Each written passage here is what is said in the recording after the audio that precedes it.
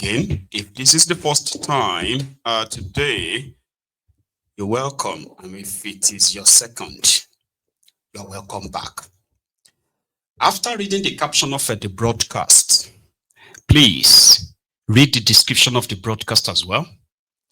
Then like it, which is your offering. Yeah, like it, share it. Invite your friends, invite your not so friendly friends and tell them that Mayego is live.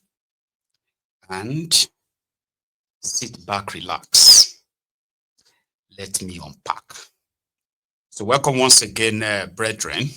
So tonight we are starting with another clip from the nocturnal meetings that are being called, organized in northern part of Nigeria.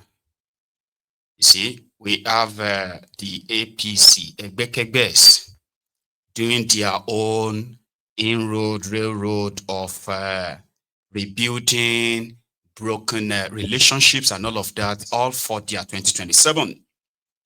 Then you have the ADC, the coalition that is indeed causing some ripples. As much as they send people on TV to tell the people to ignore them, but they themselves are not really ignoring their coalition. So one of them is Kazaure, the son of Kazaure, right?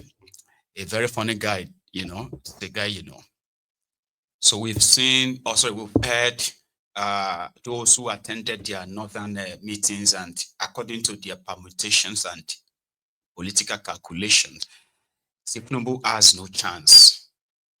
So like I said, on the one part, we have the Akumes, the Ribadoms, Yubasonis, and others who are there to remind the North that Tinubu is not the cause of their problems. That's what they told their people. While the Atifkus, the El Rufayas, and the Kazaures as well, and you do have Bashir Lawal and others as well, who are telling the Northerners that Tinubu is a disaster. So between these two groups, one just said that if everything goes according to their plan, by 12 noon on the day of your election, right, in 2027, Kolu will be gone. It's not the first to say it. There are those who are saying that if they bring Gobi and Atiku together, Tinubu will be gone by 12. If you bring this and that together, this and that will be. So we are starting from that tonight, among other stories. So thank you so much for joining me once again. Now let's get it started. It's quite loaded, I would say. Kazaure.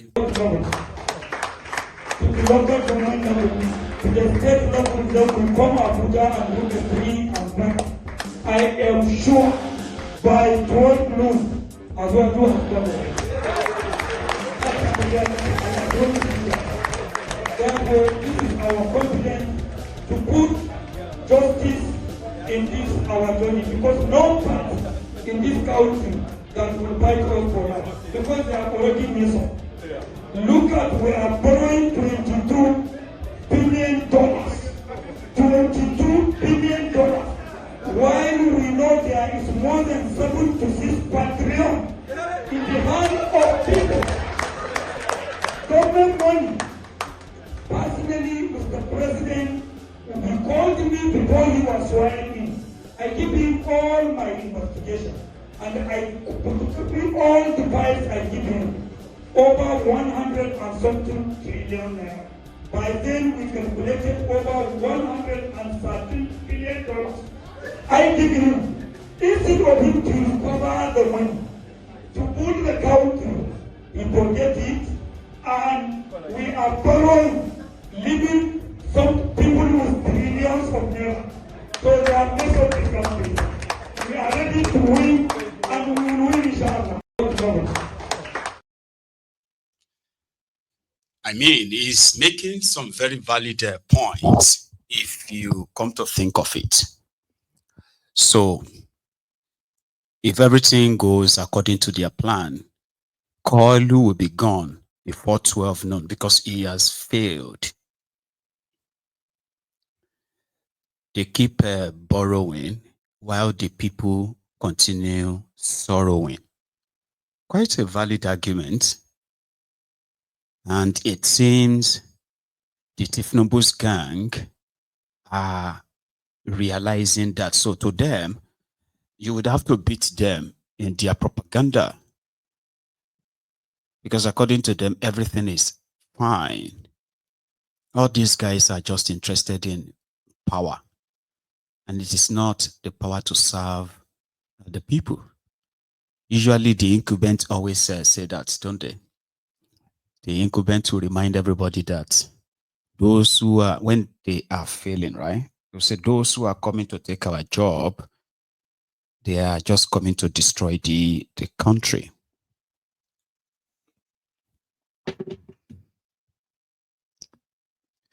Even though we have failed, yes, we failed, but you know something, our failure is manageable. The failure of those ones that are coming is different because they are only interested in power. So people have said that Tinubu, when it comes to politics, that is his own turf. Is pretty much like terrain. And these ones can't beat him when it comes to that. They couldn't beat him when he had no executive presidential power. How do they think they are going to do it now when he has all the power? This is the argument of others who believes that, you know, Tinubu is going nowhere. Even if they have no support for him, but, you know, he's going nowhere. While others continue to remind that kind of people that, listen, oh, it will go. The moment the same set of people who validated the illegitimacy of Tinubu, once they said they are done, it will go. I say, okay. So that makes it like a duel to look forward to, with so many other factors surrounding it too. So Kazaure, as a typical northerner, he was raised to believe that nobody comes to power in Nigeria without them. And surprisingly, he seems to be right. I'll tell you. When Kolu, who has been a veteran politician, you say a veteran politician, somebody who, you know, had won elections, whether in the real context is like a rigged elections, right? But he's won elections, he's sponsored people to, you know, to be declared winners of elections. But that same Tinubu, because he wanted to be president of Nigeria, decided to do what normally he would never do, except when he was under the under intense pressure of losing something that is so close to grabbing. So when they sold the idea of a Muslim ticket to him, he couldn't resist. They were holding his jugular. He had no real dependable ally. Not really. That's why it is paining them all. Because they were able to use that Muslim Mumu ticket to hoodwink the Mumuns who fell for their religious antics. So they feel cheated. They feel somehow like a use. These guys from the north. So they believe that without them, if as other places were kind of like a crumbling apart, including Lagos and others, right? If they allow same to happen, Atiku may possibly be your president today in their own permutation. Because to them, Peter Obi, no. In all of it, now one deal gone wrong. So which has now pitted them against each other. And according to them, if that base is gone, not even those he's been given appointment to can help him. But in all of this, right, you can possibly just say, well, they're just rambling. I don't think Tinubu's people sees them as rambling, even if they want to make it look like that. Yesterday, the one that is the SGF, whose people have been slaughtered in Benue, Georgia, Kume, was among the delegation who went to Kaduna to go and sing the praises of Tinubu and reminding the people of northern Nigeria that, listen, you should be grateful to Kalu, because if not for him, your situation would have been worse. Rather, you should blame those who have had the opportunity from northern Nigeria and ended up, living in northern Nigeria worse off. So they reminded the people of the north that, listen, there's this unwritten arrangement, and you needed to be reminded. Tinubu will not leave until 2031. And anyone who is against that in northern Nigeria must be seen as enemy of Nigeria. That is the antic of APC, mostly their politicians. If I say African Wahala, man, I don't like African Wahala. So the next thing is going to be, Mayego said he hates Africans. How? African Wahala is just a nickname. African Wahala. That's not the entire Africa. Say, no, it's a lie. Is African Wahala not a black man? Do you even understand the importance of that African? And you said you don't like him. That means you hate Africans. Do you understand? That's what they do. So if you say, I don't like Tinubu, they will say, it's because you are enemy of Nigeria. That means you don't like your country. That means you don't like Nigeria. I say, no, don't gaslight me. I'm talking about Tinubu. Yeah, but he's the president. He's the number one person in Nigeria. So he's the president. If anybody says they don't like him now, imagine Ghanaians now saying they don't like Tinubu. Is that not them saying that they don't like Nigerians? And I say, Olori Brukuni, I understand who you are. I'm just saying. Doesn't really mean that you don't, that one person represents everyone. That's impossible. It's called gaslighting, so to say. Anyway, we are saying good luck to them with all of this, okay? Because Kalu's people, like I said again, right? They were also in that north to remind them and say, hey, it's going nowhere. In Georgia Kume's voice. And uncommon SGF. You see, I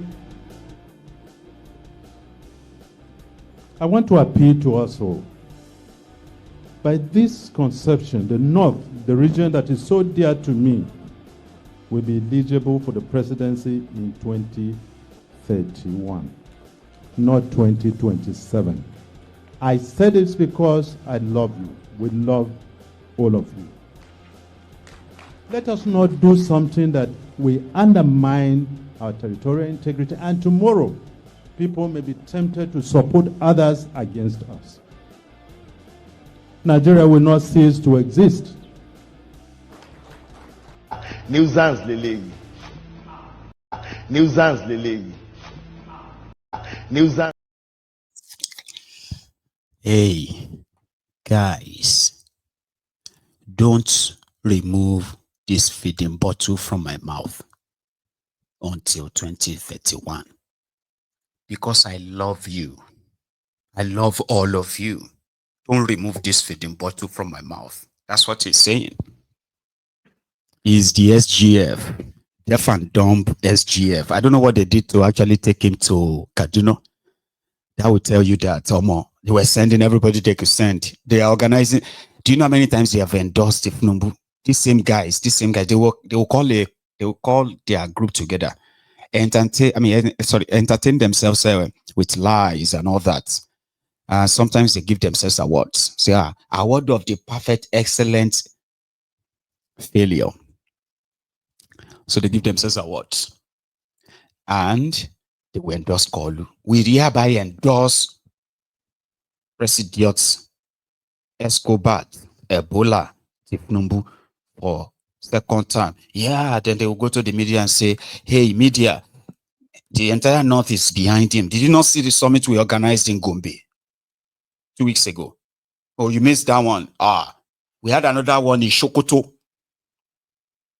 It was attended by all the 19 northern state governors. Sultan of Sokoto, Emir of Gombe, everybody, same people that attended the one for last 2 weeks in Gombe. They are the ones who attended another one in Sokoto, did the same thing, said the same words and all those fancy jargons. Then they will go again and say, we are doing it in Nasarawa. Mr. President is just sweeping endorsement everywhere from everywhere. Same people. So it reeks of inferiority complex, which Tinubu himself sort of like is paragon of inferiority complex. Every now and then he wants to remind himself that he is your president. At least I am the president. I am the commander-in-chief. After all, I am the president. Call you know, inferiority complex. I am the president. So how does it pronounce that again? No, I am the president. I'm the president of Federal Republic of Nigeria, like that. Call inferiority complex is called. That you have to be reminded that sorry. They say Ashiwaju. Says Baja, why is he calling me Ashiwaju? They say no, he's just calling you Ashiwaju. Am I not president? You are Mr. President, Mr. President of the Federal. Anyway, I have to remind all of you, I am the president. I'm the president of the Federal Republic of Nigeria. Say, Alaye, calm down, Jerry. Like, do you have to be reminded every now and then, or do you have to remind yourself in your head and all that? Sure, you get. So, Akume, the secretary to the government of the Federation, who is from Benue, a criminal, a thief, was once arrested for looting Benue State as anyway, long story short, if you are not a criminal, you can't work with Tinubu. So Akume and others went to Kaduna, right, to go and tell everyone and say, don't take the food from our mouth. Oh, I said that this afternoon. I said, majority of you don't know that what they call the establishment. Maybe you probably did know. You see, what they call the establishment cut across just one person. Goes beyond one person. All right. So Kolu as the head, and every person he gives appointment to, every person that is feeding from your commonwealth, they have become stakeholders. Because take Bokwari Zone as an example. Where is Tunde Sabitu now? What are those names that you used to hear around that time who appeared to be like forever? Now, they kind of had their own full stuff for 8 years. And the reason why they did all they did in defense of Bokwari and, his murderous government was because if Bokwari's regime ended in 2019, majority of them who have built their dreams, how they are going to have their own properties abroad, how they are going to secure the ones they have abroad, how their family, children will have, majority have built their dreams on that. So when you see them go out, you will be thinking, why are they this toxic?